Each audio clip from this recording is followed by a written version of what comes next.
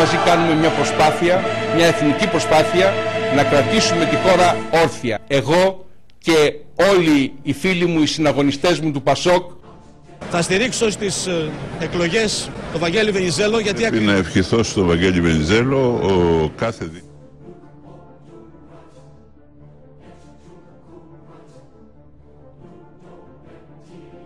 το βάρος της ανανέωσης, της αναγέννησης και της προοπτικής του τόπου.